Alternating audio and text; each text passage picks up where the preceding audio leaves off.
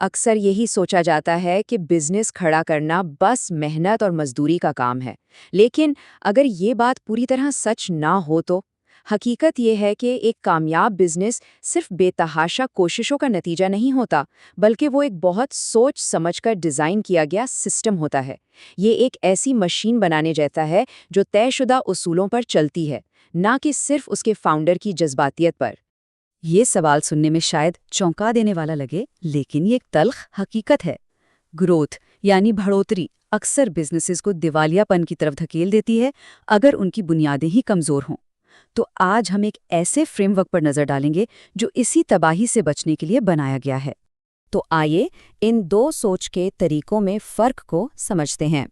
زیادہ تر فاؤنڈرز دانستہ کوشش یعنی انٹینشنل ایفرٹ کے جال میں پھنسے رہتے ہیں، جہاں ہر مسئلہ ایک ایمرجنسی بن جاتا ہے اور فاؤنڈر خود ہی ترقی کی راہ میں سب سے بڑی رکاوٹ ہوتا ہے۔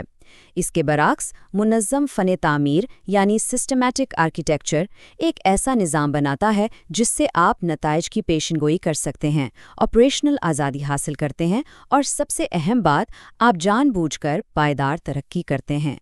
اس 90 دن کے منصوبے کا پہلا اور سب سے ضروری مرحلہ ہے فائنینشیل انٹیگریٹی۔ سیدھی سی بات ہے، ایک ایسے جہاز کو تیز نہیں چلایا جا سکتا جس میں سوراخ ہوں۔ یہاں ہم پہلے ان مالیاتی لیکس کو بند کرنے پر توجہ دیں گے تاکہ ترقی کے لیے ایک ٹھوس بنیاد بن سکے۔ ہماری پہلی حکمت عملی ہے اسٹرکچرل لمیٹر آڈٹ۔ مسئلہ یہ ہے کہ فاؤنڈرز اکثر علامات کا علاج کرتے ہیں، جیسے کیش کی کمی، اصل بیماری کی تشخیص کیے بغیر۔ وہ بس پٹیاں لگاتے رہتے ہیں، یہ سمجھے بغیر کہ خون بہہ کہاں سے رہا ہے، اور یہ وسائل کا ایک بہت بڑا ضیاع ہے۔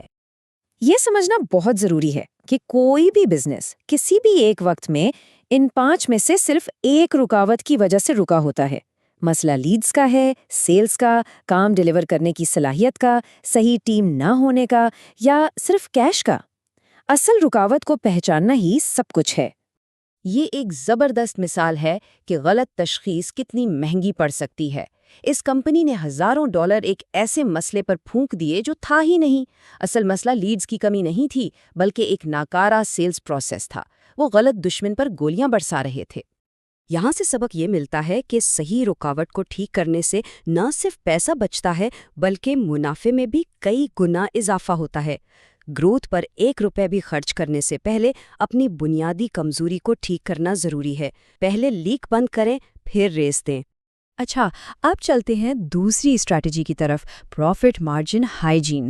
یہ کہاوت فاؤنڈرز کی سب سے عام غلطیوں میں سے ایک کی نشاندہی کرتی ہے، صرف ٹاپ لائن ریونیو کے پیچھے بھاگنا جو کہ ایک دکھاوا ہے، اور اس چیز کو نظر انداز کرنا جو واقعی میں اہمیت رکھتی ہے، یعنی منافع۔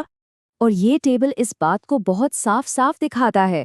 دیکھیں، $80 ملین کا بزنس اگر صرف 2% مارجن پر چل رہا ہے تو وہ بمشکل $1.6 ملین کما رہا ہے، اور وہ بھی بہت بڑے آپریشنل بوجھ کے ساتھ۔ دوسری طرف ایک $5 ملین کا بزنس 30% مارجن کے ساتھ تقریباً اتنا ہی منافع کما رہا ہے، لیکن بہت کم تناؤ اور وسائل کے ساتھ۔ تو بڑا ہونا ہمیشہ بہتر نہیں ہوتا۔ یہ صرف قیمتیں بڑھانے اور مارجن ٹھیک کرنے کے لیے ایک کاروباری دلیل نہیں، بلکہ ایک فلسفیانہ دلیل ہے۔ کم قیمت وصول کر کے آپ نہ صرف اپنے بزنس کو نقصان پہنچا رہے ہیں، بلکہ اپنے کلائنٹ کو بھی وہ بہترین سروس نہیں دے پا رہے جس کے وہ حقدار ہیں۔ تیسری اسٹریٹجی یعنی ایک ناقابل تردید پیشکش بنانا کموڈیٹائزیشن کے مسئلے سے نمٹتی ہے۔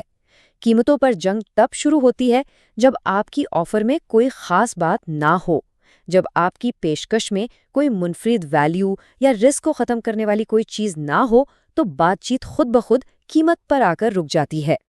تو اپنی آفر کو دوبارہ بنانے کے لیے یہ اقدامات کرنے ہوں گے۔